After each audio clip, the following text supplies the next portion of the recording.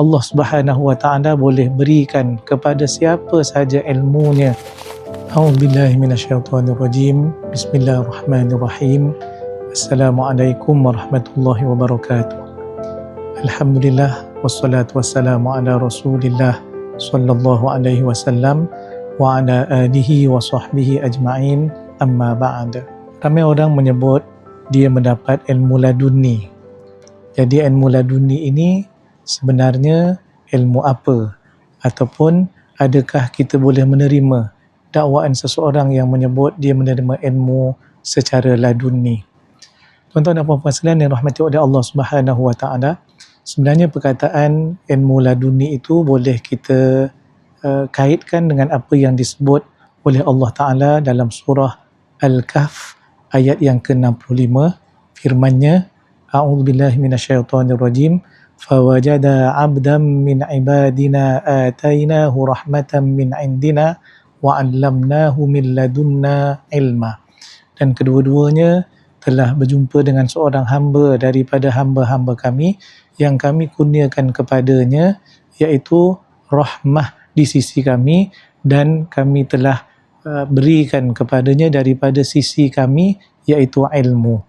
Maka ladunna itu seperti ladayya, iaitu daripada sisi saya ataupun sisi dia ataupun seumpamanya, cuma ia disebut dalam masyarakat kita sebagai ilmu laduni. Menurut Imam Al-Ghazali, ilmu laduni adalah berkaitan dengan ilmu-ilmu yang tersingkap di dalam hati, yang tidak boleh untuk dilihat ataupun diketahui daripada zahir, belajar dan juga seumpamanya. Manakala Imam Al-Baydawi menyatakan bahawa ilmu laduni ini berkaitan dengan ilmu-ilmu Allah Ta'ala yang diberikan kepada sesiapa yang dikehendakinya dan termasuk daripada ilmu-ilmu ghaib. Ada juga yang menyatakan bahawa ilmu laduni ini juga merupakan ilham. Allah Subhanahu wa taala boleh berikan kepada siapa sahaja ilmunya.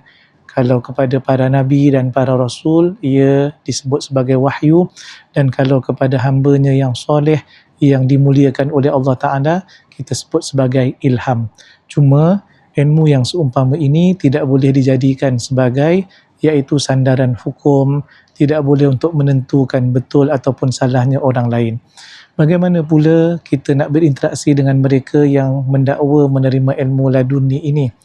Yang pertama sekali, kita lihat latar belakang pendidikannya, akhlaknya. Kemudian yang kedua, kita lihat pula apakah yang disampaikan itu bertepatan dengan Al-Quran, Sunnah, Ijma' ataupun Qiyas ataupun sebaliknya. Sekian, Assalamualaikum warahmatullahi wabarakatuh.